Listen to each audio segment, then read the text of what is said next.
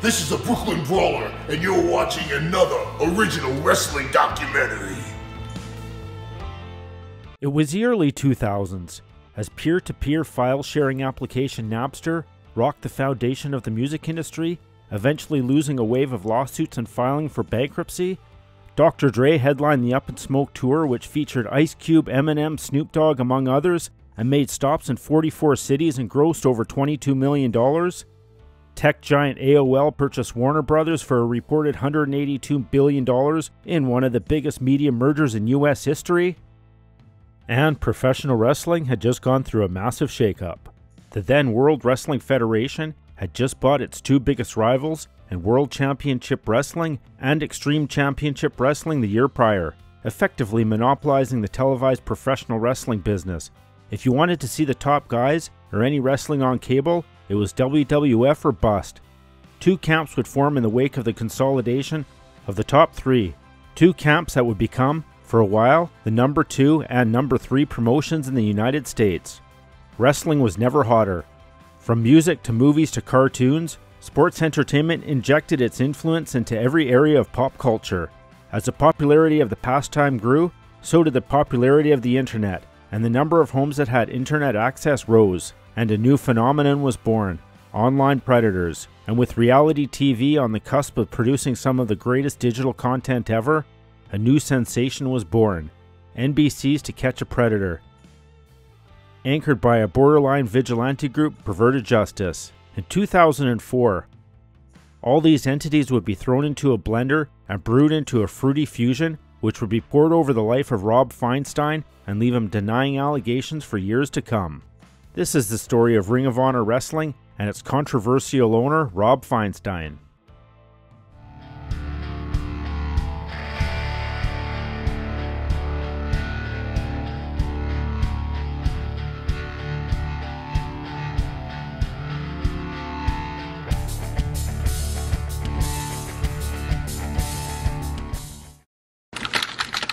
And remember this man? We originally thought his name was Timothy, another local man looking for a young girl. But he turned out to be this man, Robert Feinstein, a Langhorne businessman who promotes wrestling events.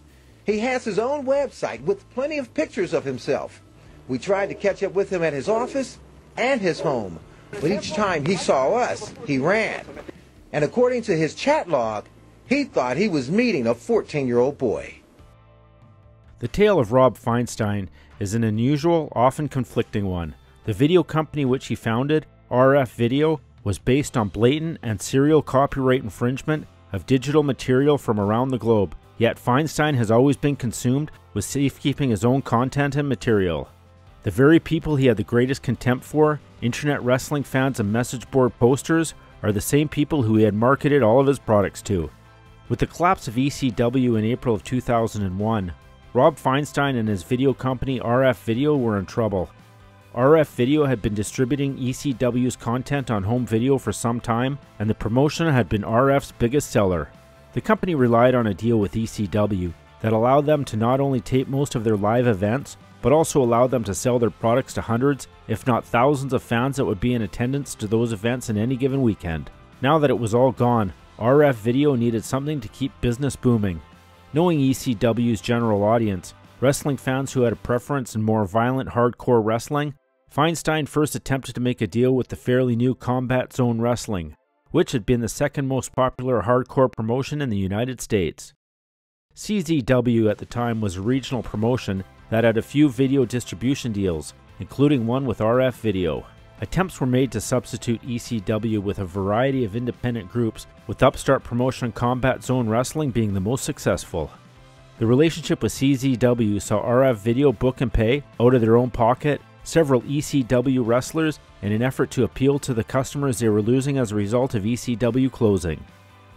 During the same period, CCW had made a deal with a small video company, SmartMark Video, to tape and distribute their live events. As both video companies each taped and sold their own versions of CCW events, attempts were made by RF Video to buy into the company. CCW's owner, John Zandig, wasn't interested, likely because the SmartMark Video deal was more beneficial. While RF Video would pay a flat fee to tape and sell an event, Smart Mark Video would set up profit-sharing deals with organizations, allowing for more financial gains. Most organizations simply didn't trust Feinstein enough to do similar deals with him. Feinstein decided the next best strategy was to start his own promotion, Ring of Honor. Ring of Honor made its debut in the wrestling world on February 23, 2002, with an event in ECW's home city, Philadelphia, called The Era of Honor Begins.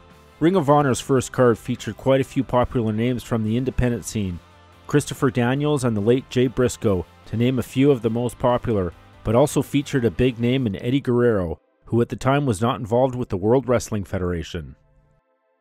While the financials of Ring of Honor at the time were speculated to be a bust, the first Ring of Honor event and the company itself seems to have been a success as the events continued to go on.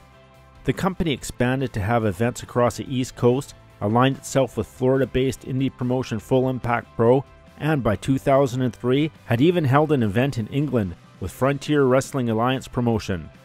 Part of this can be attributed to a few deals Feinstein made in late 2002 and early 2003. The biggest deal perhaps was the alliance with wrestling magazine publisher and former Belushi Coke dealer Kerry Silkin, who agreed to financially back Ring of Honor. Another major acquisition was Booker Gabe Sapolsky, who had previously been an assistant to ECW head Paul Heyman. Sapolsky had joined RF Video in late 2001 and developed what became the Honor Code, the inverse of the hardcore nature of ECW. Whereas anything went in ECW, Ring of Honor had a system of handshakes before matches, and the hardcore stuff was saved for personal feuds. It was an unusual system for the business, but it worked in establishing heels by simply not following the code. On top of those deals, Ring of Honor also worked out deals both nationally and internationally. One of those deals was with the other wrestling promotion launched around the same time as Ring of Honor, Total Nonstop Action, allowing Ring of Honor to use TNA's talent, which at the time included AJ Styles, Homicide, and Amazing Red. The other was with All Japan Pro Wrestling, which in turn allowed their personnel, such as the legendary Great Muta, to appear at the 2003 Final Battle event. Ring of Honor appeared to be on an unstoppable train on the rails to success. They seemed to have everything in place: financial backing, a strong roster consisting of many wrestlers from all around the world, and a very successful video market. What could possibly go wrong?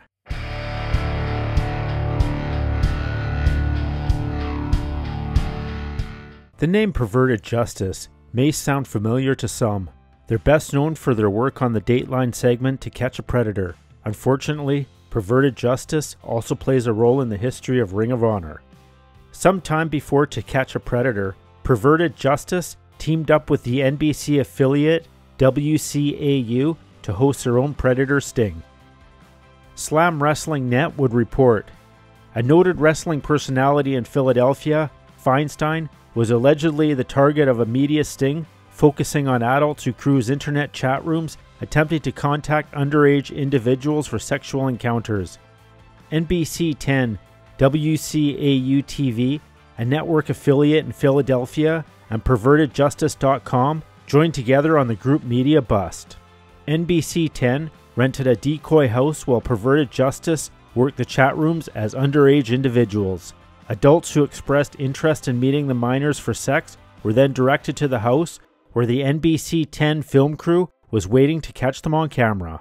Perverted Justice claims that a contributor, J Alternative, contacted the site asking for information on Ring of Honor due to an individual messaging him on a Philadelphia AOL chat room who represented himself as a wrestler. The conversations J Alternative had with the wrestler ID'd as RF Wrestling lasted 2 days and included 2 phone calls. J Alternative portrayed himself as a 14-year-old boy. NBC 10 aired a story showing a man who identified himself as Rob Feinstein arriving at the setup house and then leaving the scene once a camera crew and reporter confronted him. NBC 10 claims to have made the identification based on video analysis and the license plate number on the car. NBC 10 did return Slam Wrestling's calls but would only verify how they identified Feinstein. At this time, no charges have been filed against Feinstein. And indeed, there were chat logs. We won't go into depth about the logs, but here is an example of the messages exchanged. How old are you? 23.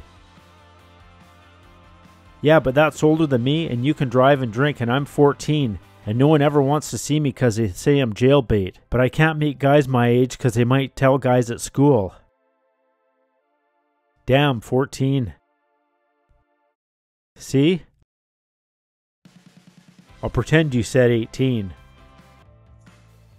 I look 18, I can buy smokes.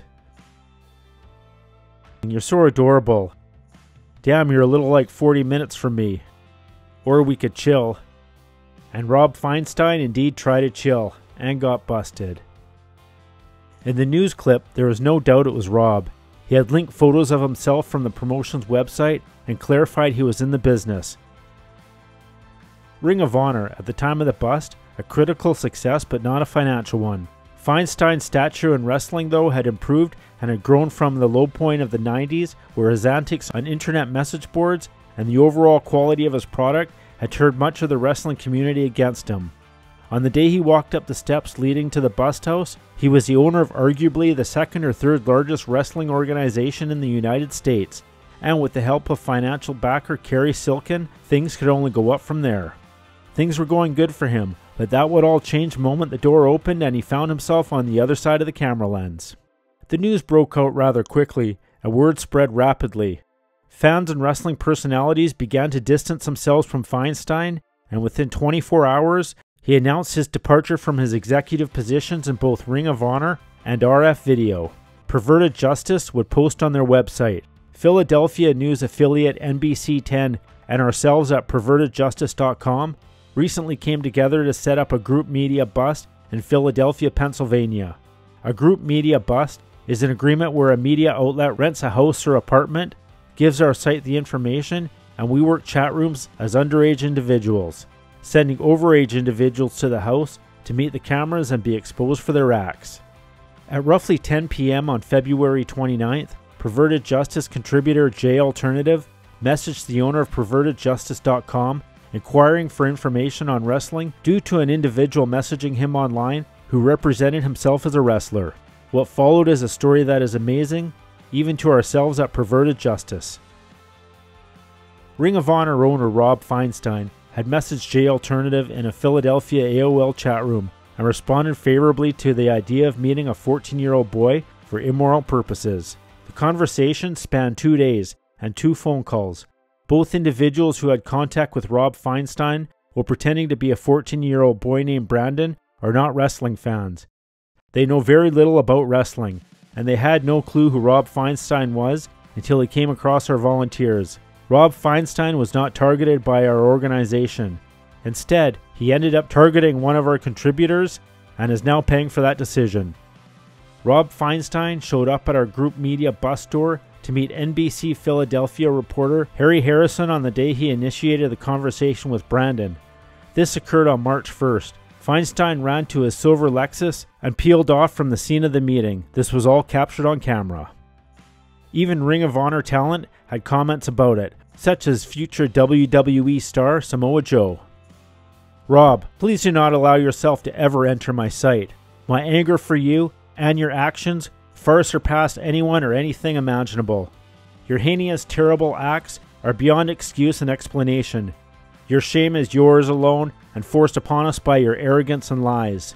Though others formerly close to you are holding their tongue and focusing their efforts on salvaging what your sick, selfish, and stupid actions have caused, I have the luxury of telling you that I hope you get exactly what you deserve.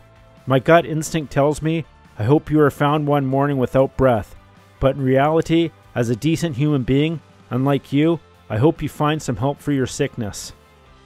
TNA also pulled out of their deal with Ring of Honor, depriving them of crossover talent, some of whom had championships or were booked to become champions in Ring of Honor. Despite this being March, however, Rob didn't leave the company for another 3 months, though suspicions that he remained involved were high despite the insistence of those involved with the companies. Feinstein himself was telling people that he was still owner and that he was just laying low and they were waiting for things to blow over, which just added to the confusion. The general feeling among wrestlers was that he was still involved, but they weren't sure. Confirmation that he was still involved came in June when Ring of Honor finally severed its ties with Feinstein and RF Video after he was bought out of his Ring of Honor ownership. his share of the promotion eventually winding up in the hands of Kerry Silkin. RF Video would remain his, though by the time the company had little value without the Ring of Honor library and with all the negative attention it had received.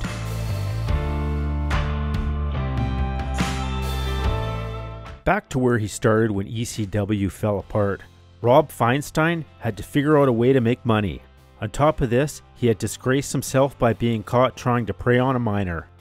Regardless, he hadn't been arrested or convicted, and eventually in 2014 wrote a now deleted statement, which thankfully had been preserved by wrestling journalists, where he would make the following claims.